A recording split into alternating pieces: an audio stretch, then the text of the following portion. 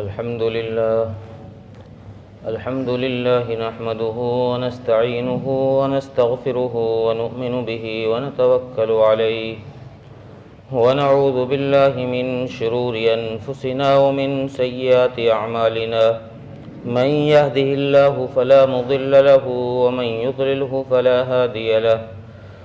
ونشهد أن لا إله إلا الله وحده لا شريك له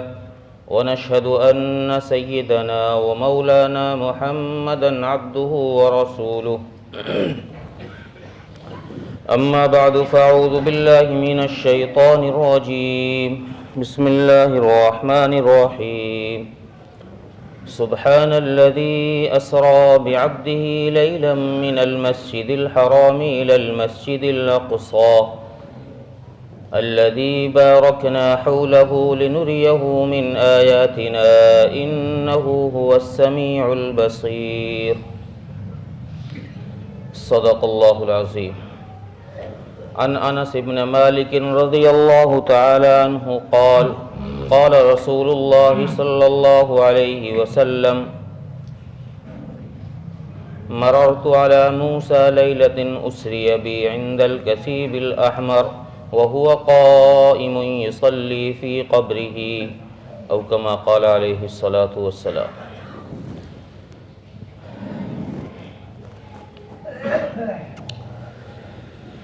واجب الاحترام بزرگوں، غیور نوجوان دوستوں اور بھائیوں،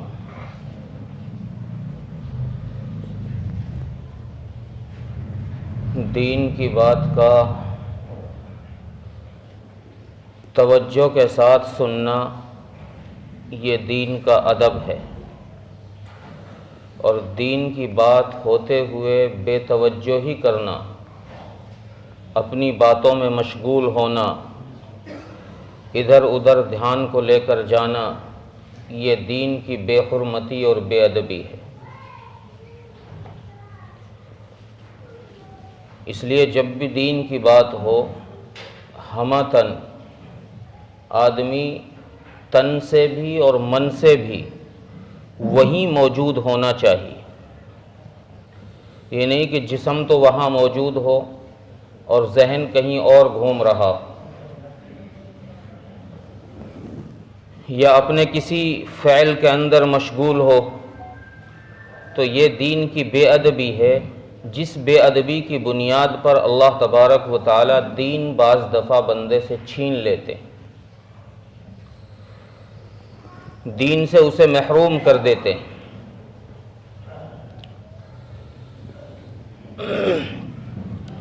میں نے خطبے کے اندر قرآن کریم کی ایک آیت کریمہ تلاوت کی ہے۔ اس آیت کے اندر اللہ تبارک و تعالی نے رسول اکرم صلی اللہ علیہ وسلم کے ایک سفر کا ذکر فرمایا، جو کہ آپ کا معجزہ ہے، اور یہ سفر کب ہوا ہے، کس مہینے میں ہوا ہے، اس کے بارے میں کئی اقوال ہیں۔ ربیع الاول کا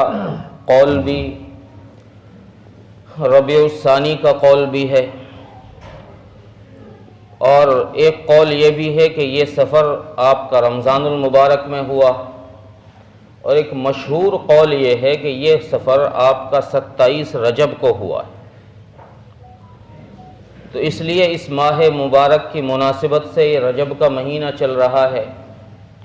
اس کی مناسبت سے میں نے اس عنوان کو طے کیا ہے آپ کے سامنے رکھنے کے لیے۔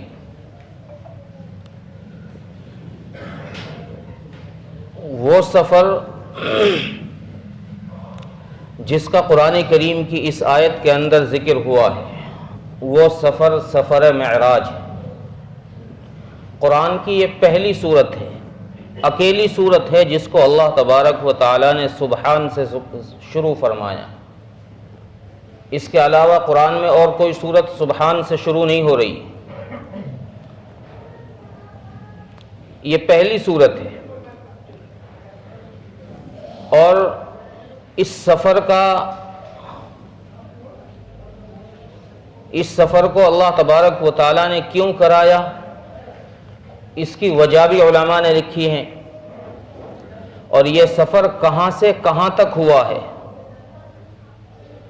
یہ بھی قرآن کریم نے ہمیں بتایا ہے،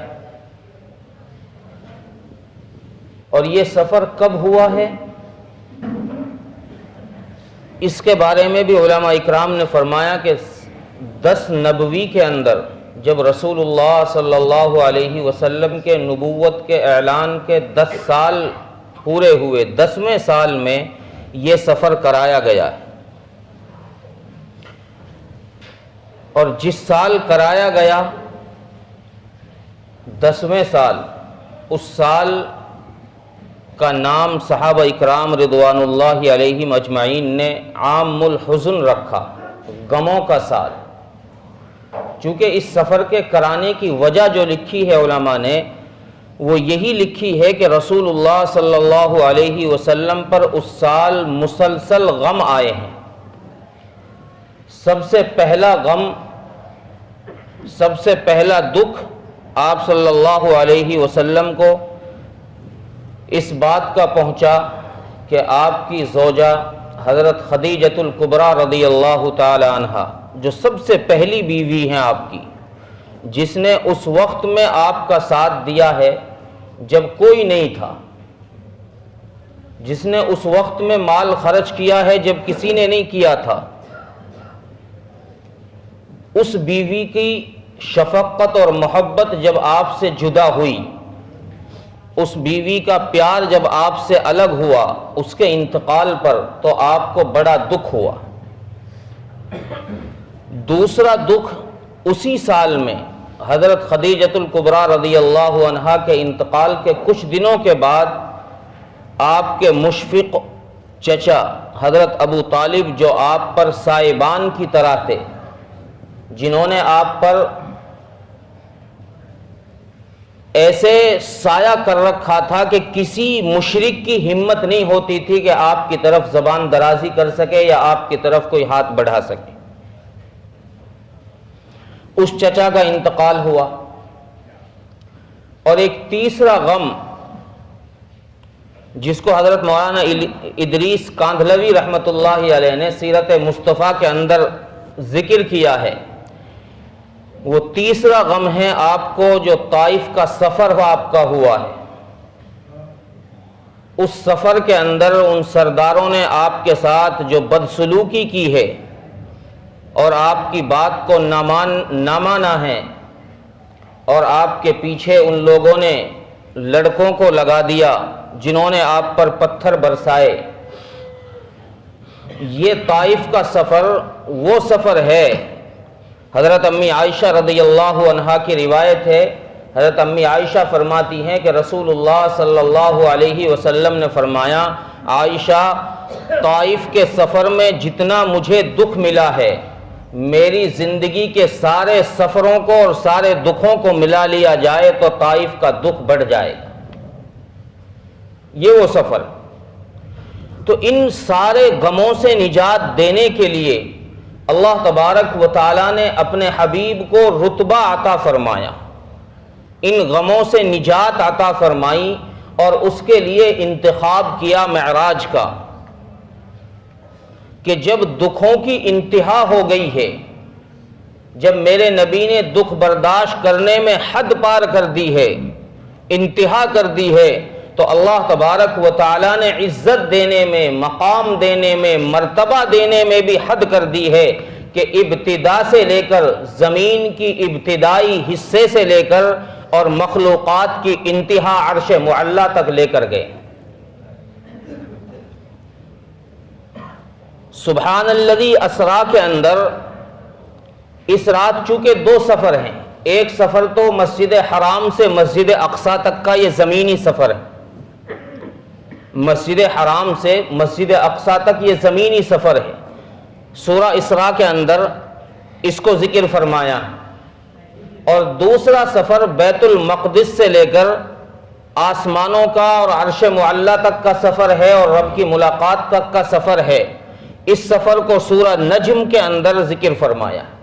والنجم اذا ہوا ما ضل صاحبکم وما غوا۔ اس سورت کے اندر آسمانوں کا سفر ہے اور سبحان الذی اسریٰ میں زمینی سفر کا تذکرہ ہے۔ تو جب اللہ تبارک و تعالیٰ نے یہ سفر آپ کا کرایا تو رسول اکرم صلی اللہ علیہ وسلم اپنی چچا زاد بہن حضرت ام ہانی کے گھر تشریف فرما تھے، ان کے گھر میں آرام فرما رہے تھے۔ یہاں ایک اشکال یہ بھی ذہن میں آ سکتا ہے کہ چچا زاد بہن سے تو پردہ ہے، پھر آپ ان کے گھر میں کیوں تھے؟ چچا زاد بہن سے تو پردہ ہے، آپ ان کے گھر میں آرام کیوں فرما رہے تھے؟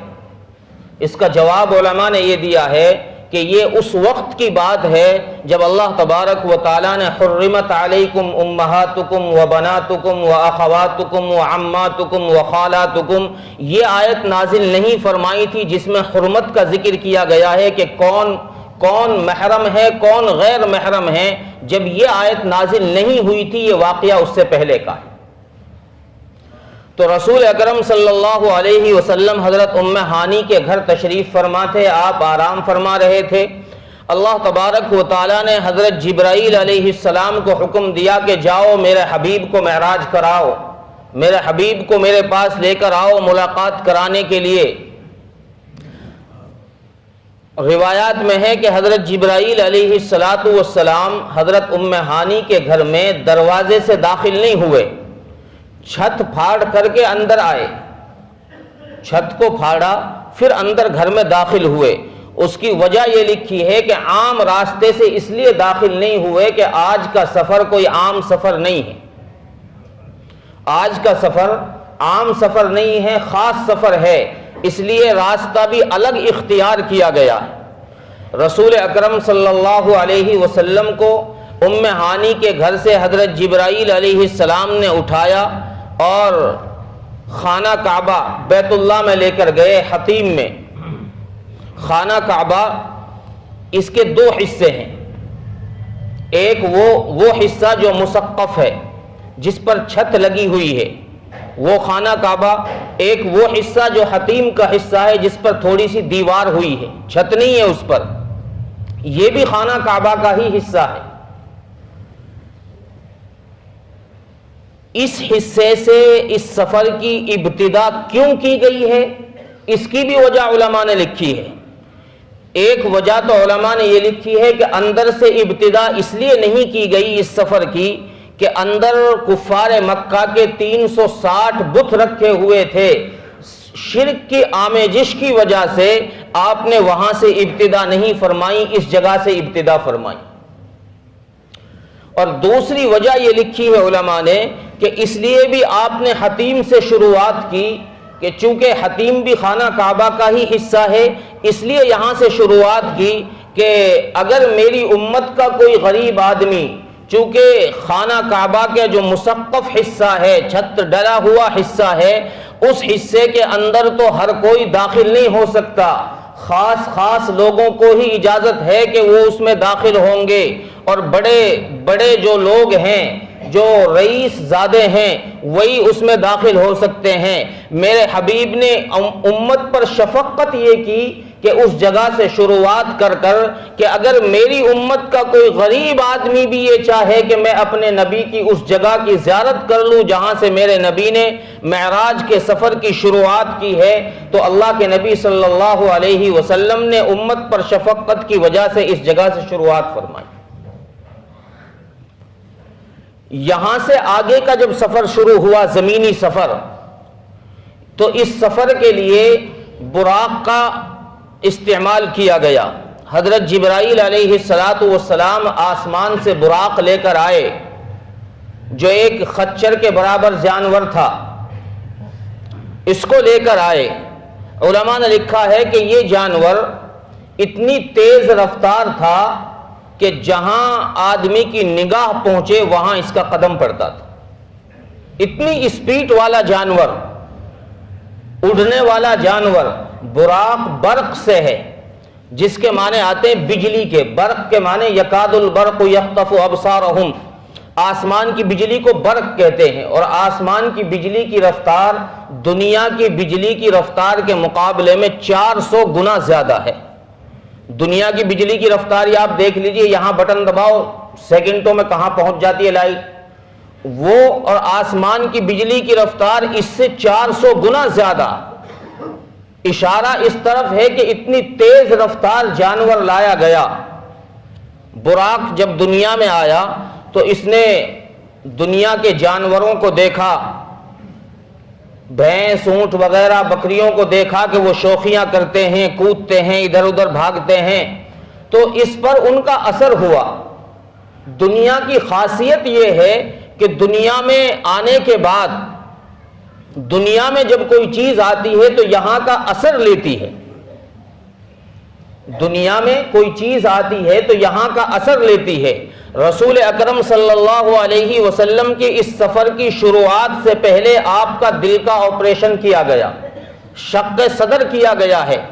اس کی وجہ یہ لکھی ہے، یہ چوتھی اور آخری دفعہ آپ کا شق صدر ہوا ہے، اس سے پہلے 3 دفعہ اور ہو چکا ہے، 2.5 سال کی عمر میں، 10 سال کی عمر میں، اور ایک نبوت کے وقت میں۔ ان کی وجہ بھی علماء نے لکھی ہے کہ یہ کیوں کیا گیا۔ حضرت مولانا اشرف علی تھانوی حکیم الامت فرماتے ہیں کہ اس کی وجہ یہ ہے، بچپنے میں اس لیے کرایا گیا کہ رسول اکرم صلی اللہ علیہ وسلم کا وجود اطہر تو جنتی تھا۔ جب آپ کی وجود اطہر کو دنیا میں لایا گیا، جنتی جسم کو دنیا میں لایا گیا، تو دنیا کے اثرات اس دل کے اندر آئے، اس لیے بچپنے میں آپریشن کر کے، شق صدر کر کے اس دنیا کے اثرات کو ختم کیا گیا۔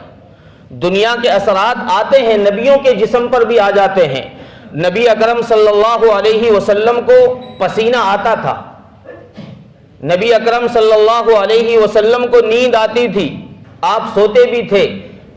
یہ دنیا کے اثر کی وجہ سے ہے۔ جنتی جسم کے اندر نہ پسینہ ہے نہ نیند ہے۔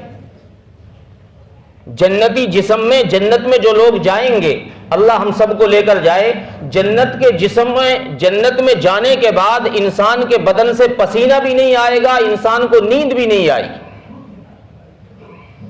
تو یہ دنیا کا اثر تھا کہ آپ پر پسینہ آتا تھا اور آپ کو نیند بھی آتی تھی، تو اس لیے بچپنے میں آپ کے دل کو صاف کیا گیا دنیا کے اس اثر کو ختم کرنے کے لیے۔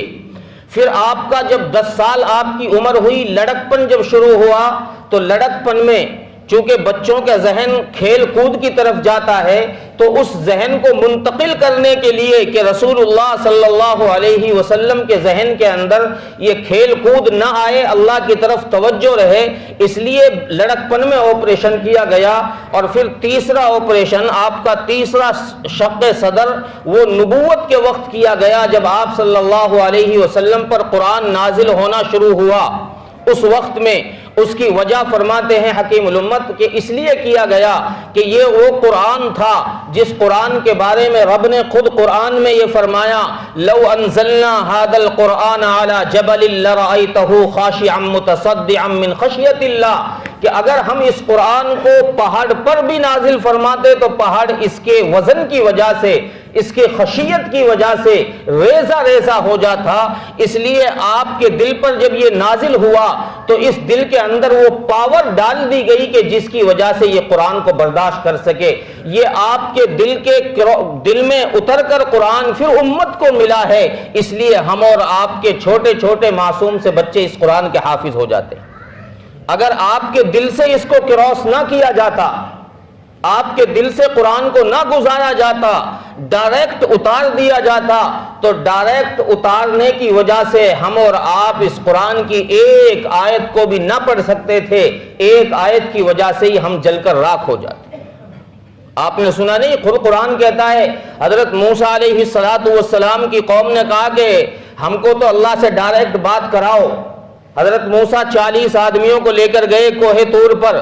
اور کوہ طور پر جب بات ہوئی اللہ تبارک و تعالیٰ سے، حضرت موسیٰ نے کہا کہ میری قوم کے لوگ آپ کو دیکھنا چاہتے ہیں، بات کرنا چاہتے ہیں۔ اللہ نے فرمایا لن ترانی، نہیں دیکھ سکیں گے، یہ مجھ سے بات نہیں کر سکیں گے، قوم کے سرداروں نے ضد کی، نہیں ہمیں تو بات کرنی ہے، ہمیں یقین تب آئے گا کہ آپ کو جو تورات ملی ہے اللہ کی طرف سے ملی ہے جب ہم خود دیکھ لیں گے۔ اللہ نے فرمایا اچھا دیکھو پہاڑ کی طرف، دیکھو پہاڑ کی طرف۔ جب کوہ طور کی طرف دیکھا قوم نے، اللہ نے تجلی ڈالی اپنے نور کی پہاڑ پر، جس تجلی کو دیکھ کر سارے 40 سردار جل گئے اور حضرت موسیٰ علیہ السلام بھی بے ہوش ہو کر گر پڑے۔ تو اللہ کے کلام میں یہ تجلی ہے، اللہ کے نور میں یہ جلال ہے کہ اللہ تبارک و تعالی اگر اس قرآن کو نبی کے سینے سے نہ گزارتے تو امت اس کو برداشت نہیں کر سکتی تھی۔ اس لیے اللہ تبارک و تعالیٰ نے رسول اکرم صلی اللہ علیہ وسلم کے سینے میں وہ پاور ڈالی نبوت کے وقت شق صدر فرما کر کہ جس سے آپ کا سینہ اس قرآن کے نور کو برداشت کر سکے۔ اور یہ چوتھی دفعہ سفر معراج سے پہلے آپ کے سینے کو چاک کر کے شق صدر کر کے آب زمزم سے دھو کر اس سینے کو اس میں وہ پاور ڈال دی گئی کہ چونکہ یہ سفر آسمانوں کا ہونے والا ہے جہاں آکسیجن نہیں ہے، وہاں کے لیے جانے کے لیے آج کے دور کی سائنس نے آکسیجن سے جو لوگ جاتے ہیں راکٹ کے ذریعے سے وہ آکسیجن وغیرہ لے کر جاتے ہیں، تو اس وقت میں تو یہ ساری چیزیں نہیں تھی۔ اللہ نے وہ پاور ڈالی جو پاور وہاں کے موسم کو برداشت کر سکے، وہاں کے ماحول کو برداشت کر سکے، پھر آپ صلی اللہ علیہ وسلم کو یہ سفر کرائے۔ تو براق لایا گیا، اس براق پر جب آپ بیٹھنے لگے تو وہ بدکنے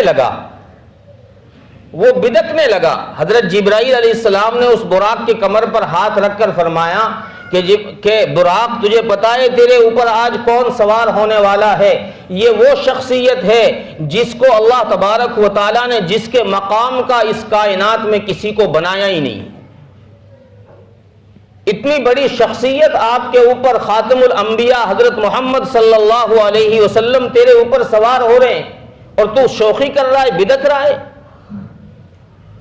ملا علی قاری رحمت اللہ علیہ فرماتے ہیں فسکتت، تو یہ براق وہیں سیدھا ہو گیا، پھر اس نے حرکت نہیں کی، ہلنا بند کر دیا۔ آپ صلی اللہ علیہ وسلم اس پر سوار ہوئے۔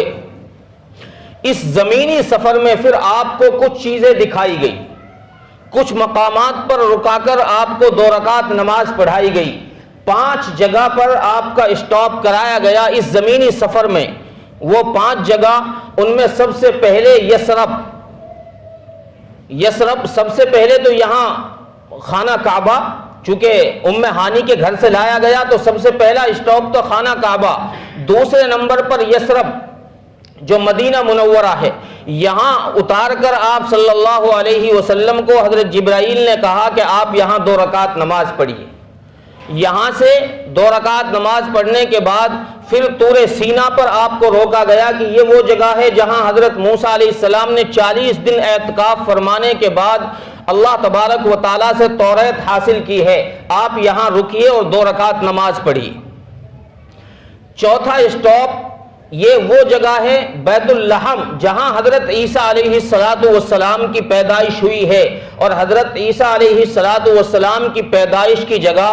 3 ایسے معجزات اللہ تبارک و تعالیٰ نے فرمائے کہ جو اس سے پہلے نہیں ہوئے۔ سب سے پہلا معجزہ تو یہ تھا حضرت عیسیٰ علیہ السلام کی پیدائش کی جگہ پر کہ حضرت عیسیٰ علیہ السلام کو بغیر باپ کے اللہ تبارک و تعالیٰ نے پیدا فرمایا۔ دوسرا معجزہ یہ تھا کہ وَهُزِّي إِلَيْكِ بِجِذْعِ النَّخْلَةِ تُسَاقِطْ عَلَيْكِ، اس سے پہلے اللہ نے فرمایا تحت کی سریہ کہ حضرت مریم علیہ السلام کو جب پانی کی ضرورت پڑی تو اللہ نے اس ریتیلے جنگل میں، ریتیلے میدان میں چشمہ نکال دیا، پانی کا چشمہ جاری فرما دیا۔ اور جب حضرت مریم علیہ السلام کو بھوک لگی تو تیسرا معجزہ، تیسری کرامت یہ ظاہر ہوئی کہ اللہ تبارک و تعالیٰ نے حضرت مریم سے فرمایا کہ مریم اس کھجور کے